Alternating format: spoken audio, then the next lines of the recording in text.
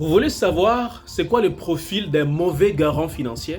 Eh bien, restez avec moi dans quelques instants, je vais vous dévoiler effectivement quelques caractéristiques d'un mauvais garant financier. Vous allez comprendre à quel point aujourd'hui, dans les contextes notamment d'immigration au Québec et au Canada en général, c'est d'une extrême importance. Surtout lorsque vous êtes encore à l'extérieur du pays, vous voulez déposer votre demande de permis d'études, vous devez avoir un garant qui répond à des spécifications qui sont exigées évidemment par le gouvernement du Canada.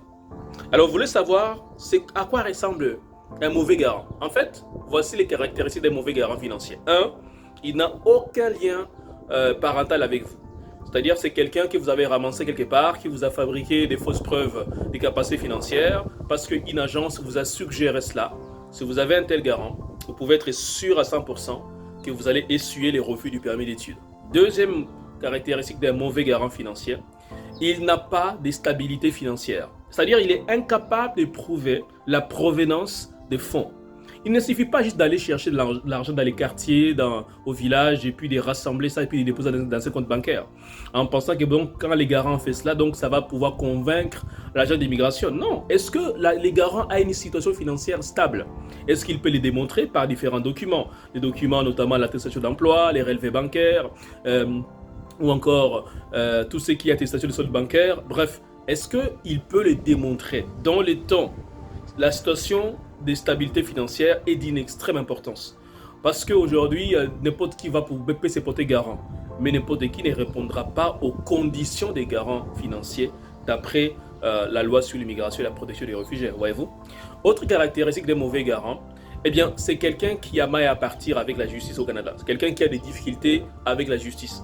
Quelqu'un qui a été condamné, qui a été banni du territoire. Voyez-vous, quand vous avez ce genre de garants, ça peut impacter votre dossier. D'une manière ou d'une autre, ça peut impacter votre dossier. Voyez-vous, c'est tellement important de réfléchir à la question du garant financier. Et pour terminer, un mauvais garant financier, si vous voulez, ou un profil d'un mauvais garant financier, eh bien, c'est quelqu'un tout simplement qui n'est pas capable de pouvoir vous donner accès à son argent lorsque vous allez arriver au Canada. Vous savez, aujourd'hui, ce n'est plus juste question d'avoir l'argent disponible dans les comptes. La disponibilité des fonds, c'est bien, mais l'accessibilité, c'est encore mieux. La question que l'agent d'immigration va se demander, c'est de savoir, est-ce que quand toi, tu vas arriver au Canada, est-ce que tu pourras toucher à l'argent que tu as déclaré dans tes documents au niveau du formulaire que vous avez déposé au niveau de la demande du permis d'études? Et l'accessibilité des fonds, c'est facile à l'éprouver. Si vous avez payé la première session, par exemple, si vous avez ouvert un compte bancaire au Canada. Donc, tout ça, ce sont des choses qui peuvent effectivement rassurer l'agent. Mais si le prétendu garant ne peut pas vous offrir ce genre de garanties, mais comment voulez-vous que l'agent d'immigration soit convaincu? Donc, c'est pour cela que j'ai dit aux gens comme vous, faites-vous accompagner. C'est d'une extrême importance. À bientôt. www.etudy.ca. Mais en attendant, abonnez-vous à la chaîne. À très bientôt.